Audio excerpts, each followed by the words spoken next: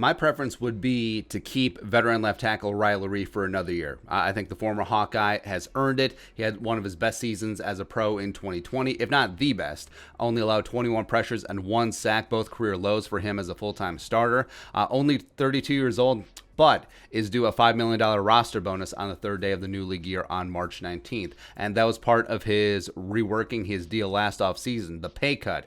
And it split up his base salary in 2021 into a roster bonus, which would force the Vikings' hand early in the free agency process, which is really smart by his agent. And the Vikings can free up $11.75 million in cap space by cutting or trading him, but they have to do it before the bonus comes due or the $5 million counts against the Vikings cap, hence why it was a smart move. And I think that he still has a ton of value around the NFL, so let's talk about it. Here are the top 5 trade destinations for Riley Reiff in the event they move him. And again, I would want him back, even though Ezra Cleveland is my guy, could be ready to move out to the blind side, or maybe Oli Udoh.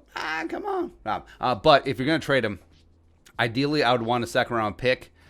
We'll settle for a high-end third-rounder, but no. So destination number 1, Jacksonville Jaguars. That's right. So they're getting Trevor Lawrence at 1 in all likelihood. 2017 second-round pick Cam Robinson out of Alabama hasn't really panned out and probably won't be re-signed. Jawan Taylor, the pride of Florida, is not ready to flip over to the blind side. Probably never will be. And why not get an affordable, trustworthy left tackle protector for your investment? Now, sure, you could draft one later on, but do you trust a rookie against grown-ass men in the National Football League to watch your number 1 pick, Trevor Lawrence? Woo.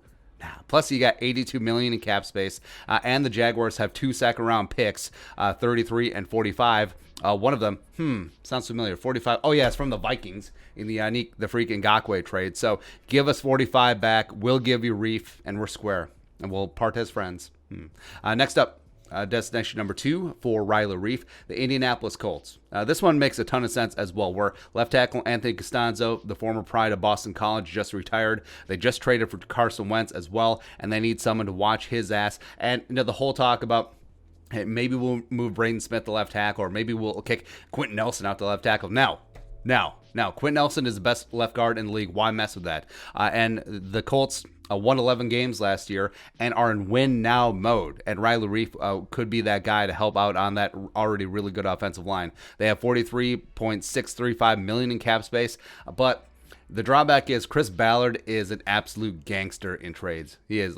He only gave up a third and conditional second for Carson Wentz. So he didn't even have to give us a first-round pick for a starting quarterback. But they do have number 54 overall. Basically, do you trust a veteran to watch Carson Wentz's rear end, or do you want to take your chances in the draft? Do you want to take Darisaw hopefully is not going to fall that far. Do you take Sam Cosmi or Tevin Jenkins? Or do you just put him in there and just we're going to be fine? No. Go with a proven commodity, trade for Riley Reiff, and you can afford to pay him. Next up, trade destination number 3 for Riley Reiff, the Los Angeles Chargers of San Diego. Oh, so this one had been talked about last offseason. Field Yates threw it out there as a option where Riley Reiff traded for Desmond King, Hawkeye for Hawkeye exchange. But it is a reoccurring theme of protecting a young quarterback's ass, where Herbert was pressured on 36.6% of his dropbacks last year and sacked 31 times, and he still had that pretty awesome, second best rookie season. Left tackle Sam Tevier, no, he is not the answer. Plus, they also had former Vikings legend Storm Norton play some snaps at left tackle, plus third-round pick out of Sioux Falls, Trey Pipkins as well. Not really panning out there. And they should go offensive line at 13. But they could go a myriad of directions. Like maybe one of the top 2 cornerbacks is there. They need some freshening in the cornerback room as well. Maybe they need an edge rusher to replace Melvin Ingram, who's likely moving on.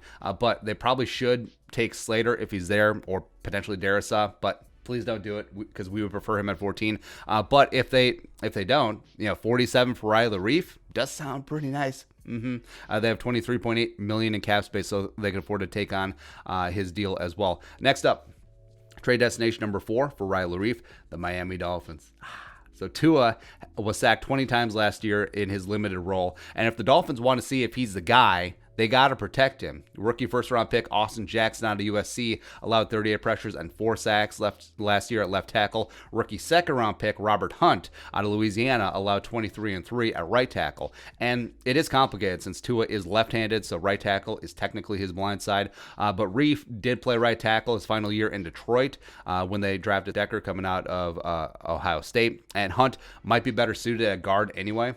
And Dolphins, of course, should just draft Penny Sewell at 3, but I don't think they will. They'll probably just trade down for a team coming up for a quarterback or go wide receiver. And they do have number 36 and 50 in the second round. I mean, we'll settle for 50. If you want to throw out 36, we'll consider it.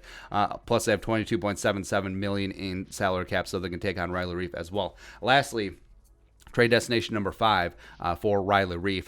Cincinnati Bengals, Queen City. Joe Burrow, number 1 overall pick, got shelled last year. 31 sacks, and plus had that gruesome knee injury when his protection broke down yet again. You got to protect your investment. Otherwise, Joe Burrow is going to go by the way of another just what could have been at the number 1 overall pick. Protect your guy, the pride of Ohio. Bobby Hart might be the worst right tackle in the NFL. He really might be. And former first-rounder Jonah Williams at left tackle, pride of Alabama, has been, so double and triple down on offensive line to protect Joe Burrow. You have $37.7 million in cap space. So move Jonah to right guard, sign Jumpin' Joe Thuney. Well, actually, no, don't do that. But if I'm the Bengals, do that. Put him at left guard. Draft Penny Sewell at 5, and then trade your second round pick, number 38 overall, for Riley Reiff. And we will even include Kyle Rudolph.